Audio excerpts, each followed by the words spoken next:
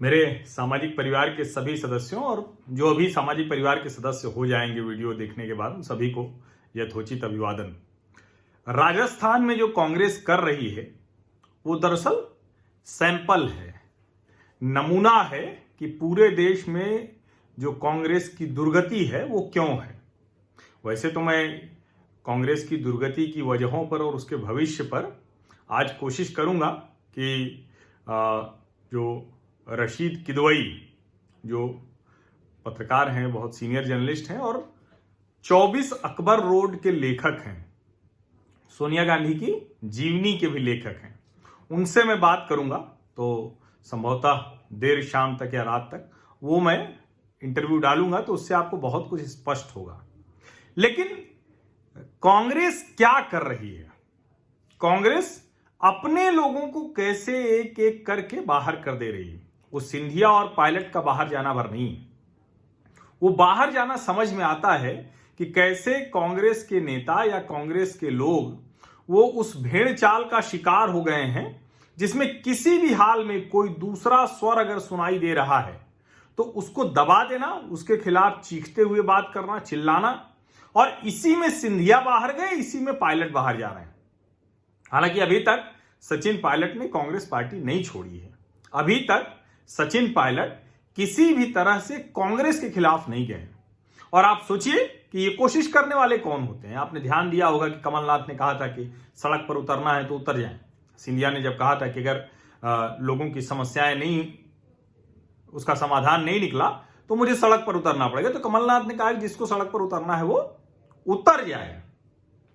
ये दरअसल कांग्रेस के जो जमे जमाए लोग हैं, जो जिसको कहते हैं ना कि गांधी परिवार के जी हुजूरी वाले लोग हैं, जो दरबार वाले लोग हैं, वो इस बात को समझ गए और वहां दरबारी करके सारे कांग्रेस के नेताओं को एक एक करके बाहर का रास्ता दिखा रहे हैं।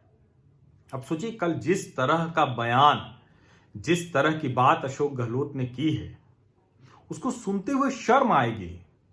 किसी राजनीतिक पार्टी में, और वो भी कोई ऐसा नहीं है, ठीक ठाक सा समय हो गया जब सचिन पायलट वो कांग्रेस के प्रदेश अध्यक्ष हैं, ठीक ठाक सा समय हो गया जब वो उप मुख्यमंत्री हैं, और ठीक है कि 1.5 साल से बात नहीं हुई सचिन पायलट और अशोक गहलोत में, लेकिन दोनों पार्टी के बड़े नेता हैं। प्रदेश अध्यक्ष एक तरह से मुख्यमंत्री से भी महत्वपूर्ण होता है संगठन के लिहाज से। लेकिन सोचिए कि जो संगठन चलाने वाले हैं, यानी गांधी परिवार, जो डाइनिंग टेबल पर तीनों लोग हैं, वो जो है वो संगठन से ज्यादा महत्व सरकार को दे रहे हैं। ठीक है, उनकी अपनी मुश्किलें होंगी, उनको संसाधन चाहिए, पैसा जुटाना है, तो मुख्यमंत्री की जरूरत होती है। लेकिन जिस तरह से अशोक गहलोत अब फुल फॉर्म में आ गए हैं, ये काम वो पहले भी कर रहे थे। दरअसल इसी तरह से वो सचिन पायलट को अपमानित कर रहे थे, जिससे सचिन पायलट बाहर गए। मैं ये नहीं कह रहा हूं कोई सचिन पायलट और ज्योतिरादित्य सिंधिया बहुत कमाल के नेता हैं, बहुत जबरदस्त। अगर ऐसा होता तो वो लोग अपने अपने क्षेत्रों में भारतीय जनता पार्टी को न उभरने देते। ज्योतिरादित्य सिंधिया अपने ही सहायक रहे, केपी यादव से चुनाव नहीं हारते। लेकिन इस सब के बावजूद एक प्रभाव इन दोनों नेताओं का है, और इन दोनों नेताओं पर दांव लगाकर कांग्रेस आगे जा सकती थी। लोगों को दिखता कि हां, नौजवान नेता आगे बढ़ रहे हैं। अशोक गहलोत सोचिए, उनके बेटे वैभव गहलोत को लाखों मतों से हराया था गजेंद्र सिंह शेखावत ने। तो गजेंद्र शेखावत पूछ रहे हैं कि क्या यही सारा झगड़ा है, क्या इसी वजह से सब कुछ हो रहा है क्या? तो अशोक गहलोत अपने बेटे को चुनाव नहीं जिता पाते हैं। अशोक गहलोत जो अपने नाम पर हुआ एक भी चुनाव नहीं जीत पाते हैं। इसलिए यह कहना कि अशोक गहलोत बड़े ताकतवर, हां यह जरूर कह सकते हैं कि वो खाटी शातिर नेता हैं, वो जादूगर हैं, जिसको वो कर ले जाते हैं। और सचिन पायलट में भी वो मैच्योरिटी नहीं है। लेकिन आप सोचिए कि सचिन पायलट ने सब के बाद कितनी मैच्योरिटी दिखाई है। आप कहेंगे कि राजनीतिक फैसला नहीं ले पा रहे हैं, गंभीरता से ये नहीं सोच पा रहे हैं कि आगे कहां जाएं, इधर से भी आए, न घर के न घाट के हो गए। लेकिन सचिन पायलट ने अभी तक कोई भी अमर्यादित बयान नहीं दिया है, और अशोक गहलोत लगातार सचिन पायलट के खिलाफ, जिसको बिलो द बेल्ट कहते हैं, जो कहीं भी राजनीतिक मर्यादा आचरण के खिलाफ माना जाता है, वो बयानबाजी कर रहे हैं। और कल तो गजब कर दिया, निकम्मा, नकारा। आप कैसे अपनी ही पार्टी के एक नेता को, अपने ही उप मुख्यमंत्री रहे व्यक्ति को आप ऐसे इस तरह से आप बात करेंगे, इसका मतलब आप समझिए। और भले ही वो एक इंटरव्यू में कहते हैं कि भाजपा उन्हें घास नहीं डाल रही है, एक इंटरव्यू में कहते हैं कि भाजपा लंबे समय से पीछे पड़ी हुई है, एक इंटरव्यू में कहते हैं कि देखिए सबको खरीद लेना चाह रहे हैं, एक इंटरव्यू में कहते हैं कि कोई हमारे यहां बिकेगा नहीं, एक लाइन में कहते हैं कि जो विधायक उधर बंधक हैं वो भी इधर आ जाएंगे, उनको बंद करके रखा गया है, फोन उनके छीन लिए गए हैं। और उसी इंटरव्यू की अगली लाइन में बोल देते हैं कि वो सारे के सारे विधायक अलग अलग फोन से बात कर रहे हैं, मुझको अपनी व्यथा सुना रहे हैं, दारू कथा सुना रहे हैं। तो ये इतना झूठ का आडंबर अशोक गहलोत ने कर लिया है। और अब वो मीडिया को करें, देखिए लोकतंत्र पर बहुत बड़ा खतरा है, और ये लोकतंत्र पे बहुत बड़ा खतरा है, उसके पक्ष में कौन आए हैं? गिरिराज सिंह मलिंगा। गिरिराज सिंह मलिंगा कह रहे हैं कि देखिए मैं अपने क्षेत्र के लोगों को क्या मुंह दिखाऊंगा, इसीलिए मैंने सचिन पायलट का प्रस्ताव अस्वीकार कर दिया। वो कह रहे कि 35 करोड़ का ऑफर हुआ था, 35 करोड़ रुपए सचिन पायलट ने प्रस्ताव दिया था, और 2 बार दिया था, राज्यसभा चुनाव के समय और एक बार और, कि आप भाजपा में आ जाइए 35 करोड़ रुपया देंगे। और वो कह रहे हैं गिरिराज सिंह मलिंगा कि मैं अपने क्षेत्र के लोगों को क्या मुंह दिखाऊंगा। अब ये सुनते लगता है कि सही बात है कि सचिन पायलट क्या कर रहे हैं, लेकिन ये भी सोचिए कि ये वही विधायक हैं जिन्होंने कहा था कि दरअसल असली दिक्कत उनसे है जो सुबह सीएम साहब के यहां और शाम को सचिन पायलट के यहां जाके बयान देते हैं। और गिरिराज सिंह मलिंगा के बारे में एक बात और ध्यान रखने की है कि जो बसपा से कांग्रेस में 6 के 6 विधायक आए थे, उनमें से एक ये मलिंगा भी हैं, और ये अपने क्षेत्र के लोगों को मुंह दिखा पा रहे हैं।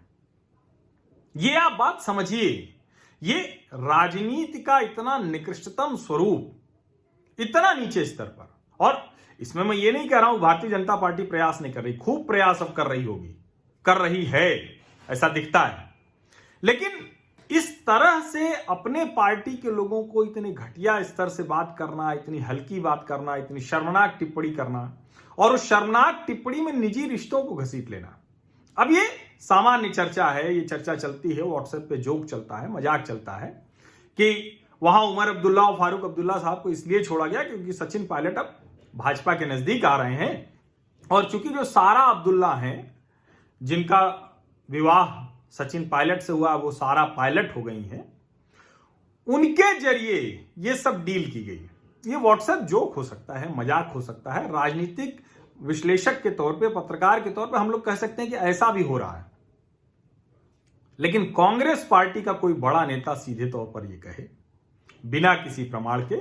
और राजस्थान की लड़ाई में अशोक गहलोत तो उल्टी सीधी भाषा का इस्तेमाल कर ही रहे हैं। भूपेश बघेल जो छत्तीसगढ़ में बैठे हुए हैं, अगर टीएस सिंहदेव को बना दिया जाता मुख्यमंत्री तो क्या होता?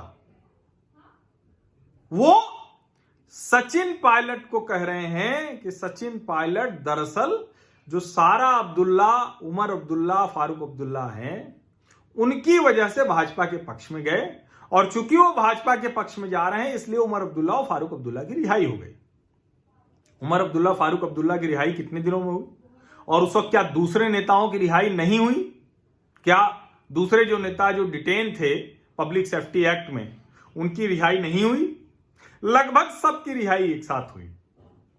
फिर इस साजिशी सिद्धांत को जो चुटकुले चलते हैं, या राजनीतिक विश्लेषक कहें उसको, पत्रकार कहें उसको, एक मुख्यमंत्री कैसे कह सकता है?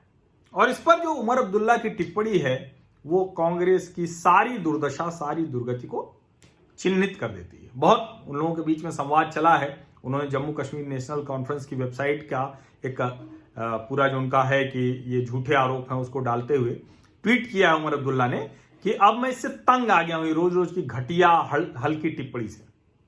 अब मेरे वकील कानूनी कार्रवाई करेंगे और आप मेरे वकील को जवाब दीजिएगा। और ये बिल्कुल, तो उसमें बघेल साहब फिर भी नहीं मानते और वो लिखते हैं कि लोकतंत्र पर आई हुई इस आपदा को आप अवसर में बदलने की कोशिश मत कीजिए। तो उस पर जो उमर अब्दुल्ला ने लिखा है, और सब तो अपनी जगह है, लेकिन जो एक लाइन है वो मैं पढ़ के सुनाता हूं। और सब तो जो है वो बहुत एक दूसरे को कहा है। उन्होंने कहा कि अब हमारे वकील आपको नोटिस भेजेंगे, जो आपने हिंदू अखबार में 20 जुलाई को जो टिप्पणी की है कि उमर अब्दुल्ला और फारूक अब्दुल्ला की इसलिए रिहाई हुई क्योंकि वो सचिन पायलट के रिश्तेदार हैं। सचिन पायलट उमर अब्दुल्ला के बहनोई हुए, सारा अब्दुल्ला के पति हैं, तो इस वजह से ये सब हुआ।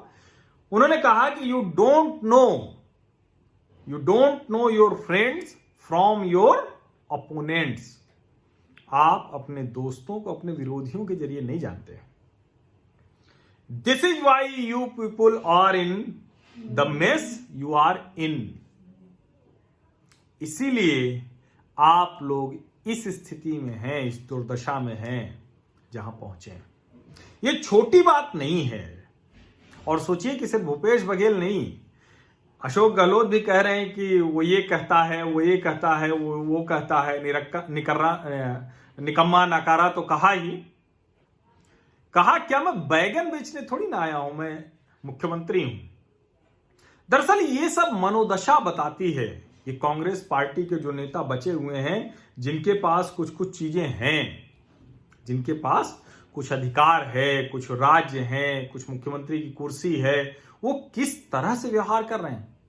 वो जरा सा भी अपना अधिकार, अपना हिस्सा, अपनी प्रतिष्ठा, कुछ भी वो दूसरों के साथ बांटने को तैयार नहीं है। ये कांग्रेस की दुर्दशा की असली वजह है। असली वजह वही है कि आप अगर विरोधियों के जरिए अपने दोस्तों को जानेंगे, और सच बात है कि उमर अब्दुल्ला, फारूक अब्दुल्ला, अब उनको आप ये कह रहे हैं कि सचिन पायलट के जरिए आप सचिन पायलट को लाना चाह रहे हैं। अरे आप सब जानते हैं भाई, पूरा राजस्थान जानता है। राजस्थान का स्थानीय मीडिया कह रहा था कि सब गहलोत साहब का जादू है, इसमें भाजपा का कुछ लेना देना नहीं। इसीलिए अब गजेंद्र सिंह शेखावत पूछ रहे हैं कि भाई क्यों ये वैभव गहलोत हार गए, उसी की टीस मुझसे निकाल रहे हो क्या। और गजेंद्र सिंह शेखावत कह रहे हैं कि मैं क्यों दूं इसका, आप बताइए कि कैसे आया है। क्योंकि कोई भी ऐसे ऑडियो टेप आ रहा हो बिना उसकी प्रामाणिकता के, किसी को आप कैसे नोटिस सर्व कर सकते हैं। ये दरअसल उन्होंने उसके जवाब में कहा है, जिसमें एसओजी ने उनको नोटिस दिया है। एसओजी कह रही है कि आप टाइम बताइए, हम आपका वॉइस सैंपल लेंगे। तो अब ये सब चलता रहेगा। अदालत में विधायकों का जो उनको नोटिस दिया गया, समय दिया गया कि नहीं, सही तरीके से दिया गया कि नहीं, और अयोग्य है कि नहीं, वो सब चलेगा। वो सब मामला अपनी जगह है। लेकिन मूल बात यह है जो उमर अब्दुल्ला ने कह दी है कि कांग्रेस की दुर्दशा की असली वजह यही है कि वो अपने विरोधियों से अपने दोस्तों का भी हालचाल समझने की कोशिश कर रहे हैं उनके जरिए। और सबसे खतरनाक बात कि जिसको थोड़ा सा भी हिस्सा मिला हुआ है, वो दूसरे कांग्रेसी साथी को जरा सा भी हिस्सा देने को तैयार नहीं है। जिस दुर्दशा में कांग्रेस है, उसमें तो उन लोगों को मिल के एक साथ लड़ना चाहिए था। नए लोग आए, उसकी कोशिश करनी चाहिए। इसमें कौन सा कोई नेता कांग्रेस में जाने की हिम्मत कर पाएगा, अगर जो सोच भी रहा हो कि चलो ठीक है हम मोदी शाह के खिलाफ खड़े होंगे। इसीलिए कांग्रेस के साथ कोई खड़ा नहीं हो पा रहा है। यही व्यवहार राहुल गांधी और प्रियंका गांधी का है। यही व्यवहार नीचे उनके मुख्यमंत्री या मुख्यमंत्री रहे कमलनाथ, भूपेश बघेल और अशोक गहलोत का है। यही व्यवहार जो अलग अलग जगह के प्रभारी हैं और रणदीप सुरजेवाला जैसे लोग हैं, अविनाश पांडे जैसे लोग, आधारहीन लोग, उनका है। तो कांग्रेस की दुर्गति की असली वजह यह है। और तो आप इंटरव्यू देखेंगे तो और आपको बहुत कुछ समझ में आएगा। बहुत बहुत धन्यवाद। आप लोग सब्सक्राइब आपने जरूर कर लिया होगा, नोटिफिकेशन वाली घंटी भी दबा दी होगी। आप सभी लोगों का धन्यवाद जिन्होंने स्वैच्छिक तौर पर आर्थिक सहयोग भी किया है, लेकिन वो बाध्यता कतई नहीं है।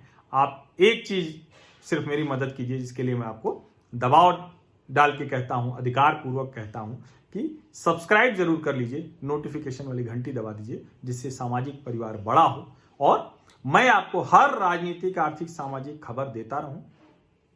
चीन क्या कर रहा है उस पर भी नजर रखूंगा, दुनिया में क्या हो रहा है इस पर भी नजर रखूंगा, और भारत में पॉजिटिव नैरेटिव, सकारात्मक बहस, चर्चा, वो कैसे मुख्य धारा में स्थापित हो सकते हैं, उसकी भी बात करता रहूंगा। बहुत बहुत धन्यवाद।